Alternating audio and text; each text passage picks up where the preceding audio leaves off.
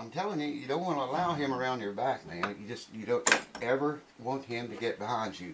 Keep your back against the wall all the time.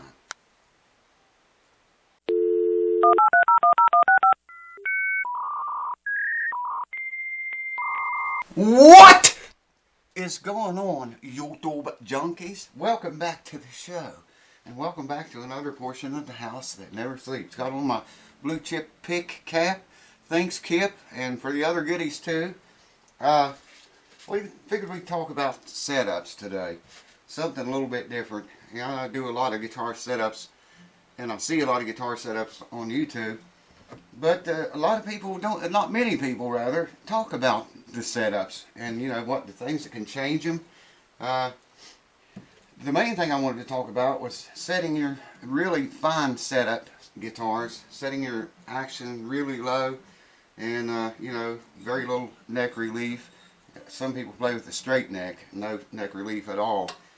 If you have your guitar set up that way and you've got the action as low as you can possibly get it, and maybe no neck relief at all, straight neck, you know, you're going to be tinkering with that setup a lot more frequently than you would if you raised the action, you know, and had a little neck relief in it. A fine setup, like I do here, I don't do them all that way, but I do the ones that want them that way. A really fine setup, man, the slightest little thing will change it. You'll find every day, every couple, 3 days, or twice a week, you'll find maybe a little bit of string buzz. You know, something moved, something changed. Maybe you had a straight neck, and for whatever reason, the neck decided to bow backwards a little bit. Maybe the truss rod got really hot from being cold, and it forced the neck back just enough to make, you know, like a hump in your center of your fretboard. Back bow is what we're going to call it. And, you know, you got string buzz. You think, oh shit, what are we going to do now? What caused that? Well, a lot of things can cause it. Heat, humidity, cold, and lack of humidity. Just all kinds of crap can cause, you know, your neck relief to change. If you change string gauge, you just ruined your setup. It's not going to be the same. You know, if you set a guitar up with light gauge strings and then you put medium gauge strings on it, you're going to put more stress on the entire guitar. Those medium gauge strings are heavier. They're going to pull more relief into the neck. If you got an acoustic, they're going to put more stress on your bridge back here, more chance of a belly forming.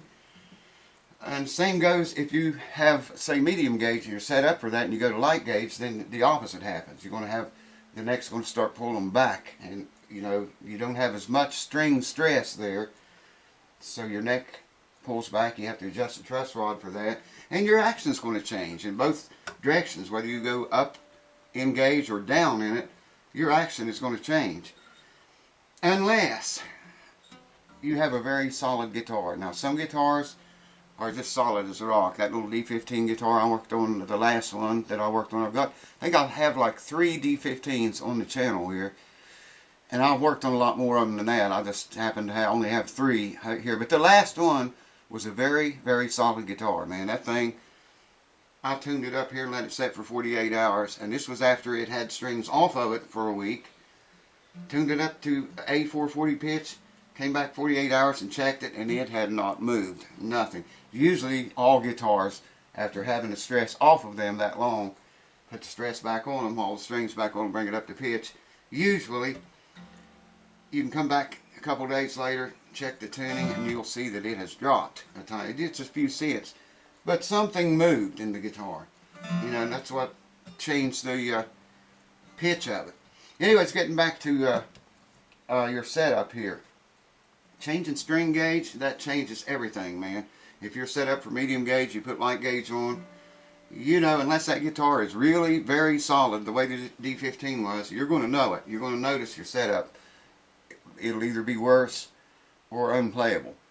On a softer guitar, a lot of electric guitars are very soft, like this too. I mean, man, you can just move like that and you can hear the tuning fluctuate. Acoustics too, but I see that a lot more in electric guitars than I do acoustics. Usually, not always, but usually, acoustic guitars are fairly solid.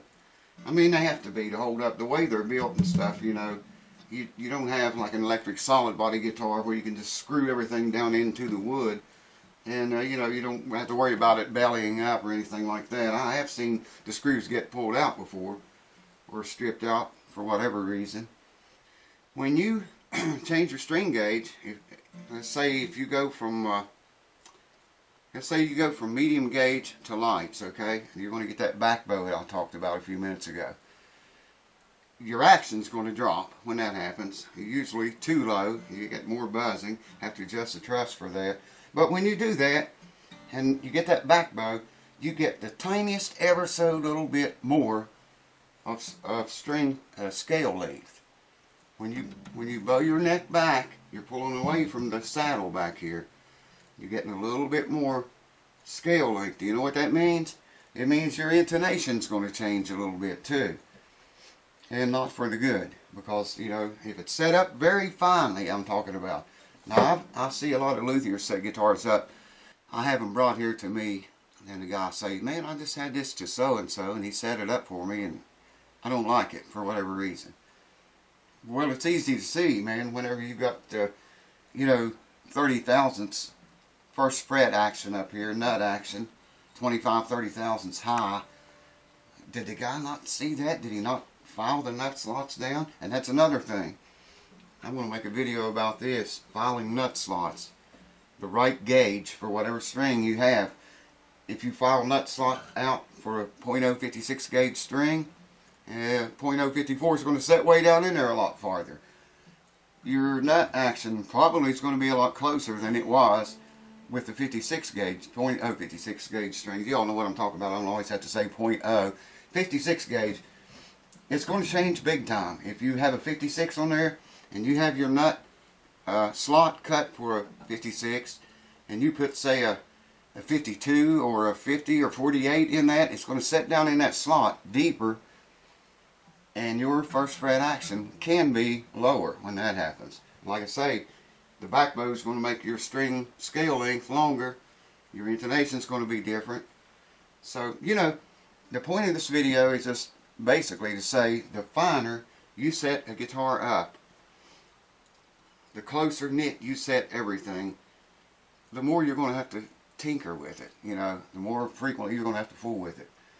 Whereas if you have like, I don't know, 5 64ths on the bass string and 4 64ths on the high E string and 12th fret, that setup you don't have to mess with much. But sometimes I ship guitars across the country or across the planet, and sometimes even that will change.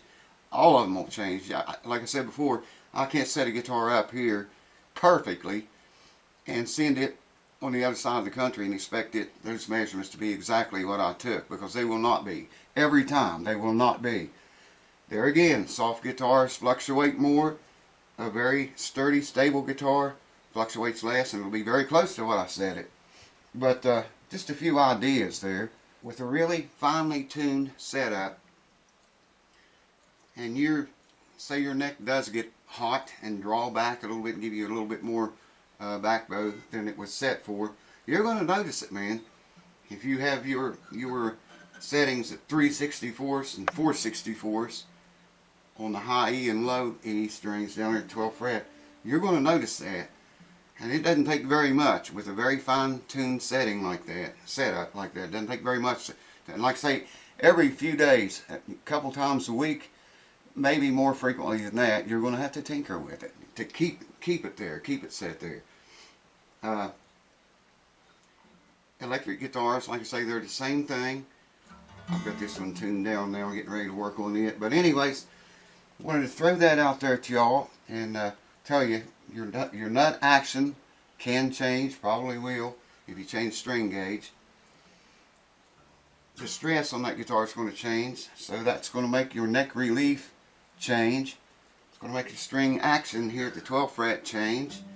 It's going to change your string scale length, because the neck's either going to move, it's either going to have more, it's either going to pull more relief into it with heavier strings, or more back bow into it because you went from heavy to light. That's going to change your string scale length ever so slightly. On some guitars, it changes the intonation because of that. Just things to think about, you know, if you set your guitar up really finely, or if you if you allow a little bit of room there for error. Humidity, hot, cold temperatures, wet, dry, all these things affect it. Like I say, you pick your guitar up one day and it's been playing fine, all of a sudden you got string buzz all over the place, man. People call me up, what's the matter? How come all the strings buzz? And I said, well, you probably got too much back bow. And then they tell me they put light gauge strings on. There's the answer right there. It also changes. Let's say this guitar here, I've got .013 to .056s on it, okay? That's what this guitar here was designed for. If I drop that and I go down to say a 10 on the first high E and a 48 on the low E, it's even going to change the sound of the guitar. It's not only going to change all that stuff I just told you about, the setup, it's going to be less stress on the guitar, and it's not going to vibrate that top the way the top was designed and meant to vibrate. Same thing with guitars that were designed and built around light gauge strings. You rip them off and put mediums on it, or medium heavies, it's going to change the entire way that guitar wood top vibrates. It's not going to vibrate. All those braces, everything in there, it's not going to work the way they were designed to. Your setup's going to be different. There are going to be a bunch of things change when you change string gauge concerning your setup. Well, your instrument too. So just, a few pointers I want to throw out there. I'm getting hoarse, man. I guess it's better than being cow. It's been cold here, man. Good Lord, it got cold for it. Like 30 or 31 days we were below freezing. I think that's what they said. And it ain't even hardly halfway into winter yet. Winter just starting, really. Anyways, enough about the weather. Kip, thanks for the cap, and thank you guys for watching. I also like to take a minute and thank all the subscribers, all you new subscribers coming along. Man, you're coming in like pouring water, and I appreciate that. You old subscribers too, and you patrons. I love you guys, and I thank you for keeping it here.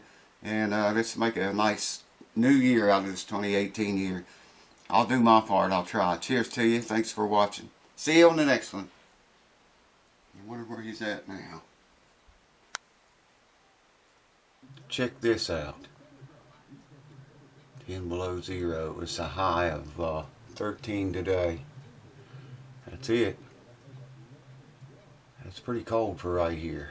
Hold on.